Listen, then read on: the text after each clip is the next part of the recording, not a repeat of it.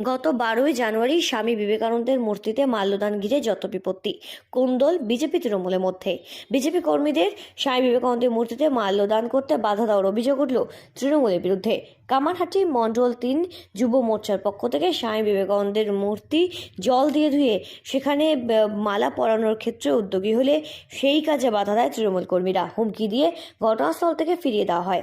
আবার সন্ধেবেলায় এই ঘটনার বিবরণ একটা লিখিত অভিযোগের মাধ্যমে বেলগুয়া থানায় জানানো হলে কামারহাটি মণ্ডল 3 যুব মোর্চার সদস্যরা বাড়ি ফিরে আসার পথে ফের হামলা শিকার হয়।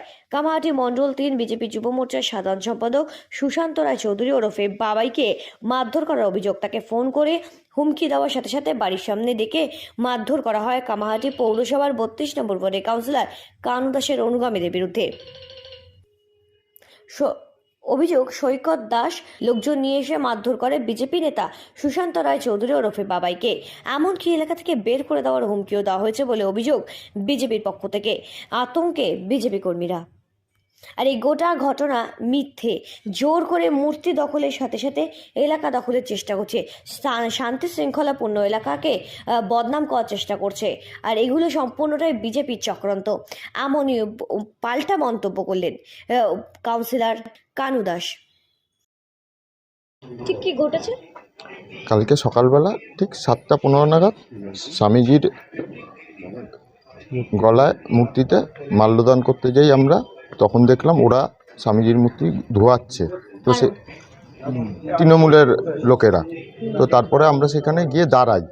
আমরা দাঁড়িয়েছি, আমাদের হাতে না ঝান্ডা ছিল, মানে বিজেপির না কোনো ঝান্ডা ছিল না কিছু ছিল। তো তারা বলল যে এইখানে আমরা মালা দিতে পারবো না। কেন পারবো না, কী বৃত্তান্ত সেটা কিছু বললো না, বললো আমরা বানিয়েছি, আমরাই মালা দেবো।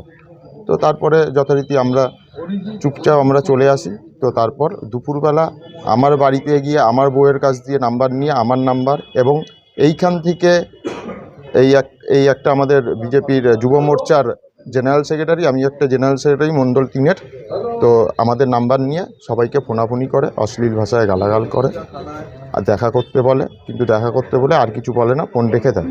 শুধু আমাকে গালাগাল করেনি, তাতে মণ্ডল প্রেসিডেন্টকেও করেছে, যুব প্রেসিডেন্টকেও করেছে। আমাদের মণ্ডল 3-এর প্রেসিডেন্ট দেবাশিস দাস আর যুব মোর্চার প্রেসিডেন্ট শঙ্কর কুণ্ডু লালু। না, তারপরে আমরা সন্ধ্যেবেলা যথারীতি আমাদের প্রোগ্রাম আমরা আলাদা করি, আমরা আলাদা প্রোগ্রাম করে আমরা থানায় গিয়ে জিডি করে আসি। তো জিডি করে এসে বাড়িতে ফিরি। তারপরে আমাকে বাড়ির থেকে ডেকে, আমি বেরোচ্ছিলাম না, আমাকে জোরজবরদস্তি বাইরে বের করে। তারপরে আমাকে ধাক্কাধাক্কি করতে করতে ফেলে দিয়েছে। তো নিজের ক্ষমতায় নিজে উঠেছি। ওঠার পরে দুইজন মিলে থোদমা এবং গলা টিপেছে, আর পিছন দিয়ে একজন কিছু দিয়ে একটা মারছিল, ঘুষি মারছিল বা হাতে কিছু ছিল, সেটা আমি ফলো করিনি। আগামী দিনে আমরা প্রশাসনের মাধ্যমে যেটা করার সেটাই করব। আমাদের যেটা পার্টির রুলস আছে, আমরা তো কারোর সঙ্গে মারামারির রুলস আমাদের নেই, যেটা ওদের আছে। অ্যাকচুয়ালি ব্যাপারটা হচ্ছে ওরা ভয় পেয়ে গেছে। ভারতীয় জনতা পার্টি যেভাবে চারিদিকে প্রতিবাদ এবং আন্দোলনে নামছে, টিএমসির উপর অভিষেক বন্দ্যোপাধ্যায় থেকে মমতা ব্যানার্জি থেকে এবং বিভিন্ন কাউন্সিলর এবং কর্মীরা ভয় পেয়ে গেছে যে আগামী দিনে ওদের এই শক্ত যে জমি সে দুর্বল হয়ে গেছে এবং আগামী দিনে ওরা সরকার থেকে গদি থেকে পদচ্যুত হতে চলেছে। সেই কারণেই এই হামলাগুলো করছে, যাতে বিজেপি কর্মীদের ভয় পাওয়ানো যায়। অ্যাকচুয়ালি ওরা তো সাহস যেটা পায় সেটা উপর মহল থেকেই পায়। তারপরে তো আমাদের কাছে যে রেকর্ডিং আছে সেই রেকর্ডিংগুলো শুনতে বুঝতে পারবেন যে স্বামী বিবেকানন্দের জন্মদিনে ওরা আনন্দের চোটে সকালবেলা থেকে মদ খেয়ে বসে আছে। সেই রেকর্ডিংগুলো শুনলে আপনারা বুঝতে পারবেন। মদের তো উপর থেকে আছে, তারপরে একটা মদের শক্তি আছে ওদের সঙ্গে, সেটা সকালবেলা থেকে ওদের। তা যথারীতি আমাদের যারা কর্মী আছে তারা সবাই মিলে সকালবেলা বিবেকানন্দ মূর্তিতে মাল্যদান করার জন্য প্রস্তুতি নিচ্ছিল এবং পরিষ্কার করে জল দিয়ে ধোয়া হচ্ছিল। কোথা থেকে কিছু উগ্র বিজেপি সমর্থক বা কর্মী এবং অঞ্চলের কিছু বিজেপি কর্মী, আমরা বহিরাগতদের চিনি না কোথা থেকে আসছে, এরা সবাই এসে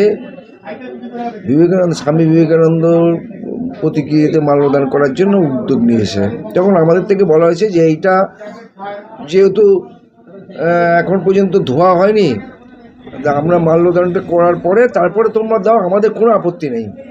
এইটা নিয়ে এক কথা দুই কথা একটা ঝামেলা সৃষ্টি হয়। ঝামেলা সৃষ্টি হওয়ার পরে আমরা তো যথারীতি তারপরে সবাই চলে গেছে যে যার মতো। আমরা জানি সেখানে সমাপ্তি ঘটনা ঘটে গেছে।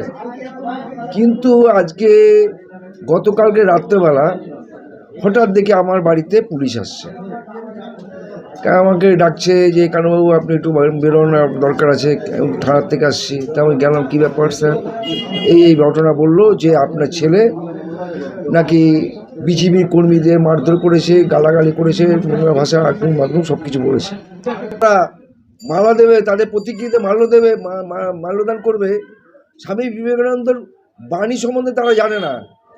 তারা হিংসার পথ অবলম্বন করছে, অহিংসার পথ আমরা অবলম্বন করছি। আমরা হিংসার পথকে আমরা এইসব মানি না। এইসব হিংসা করছে যারা, এরা খুব খারাপ কাজ করছে।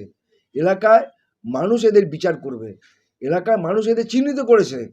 আজকে তারা এলাকায় আছে, পুলিশ নিয়ে থাকতে হচ্ছে তাদের। কেন? কিসের জন্য?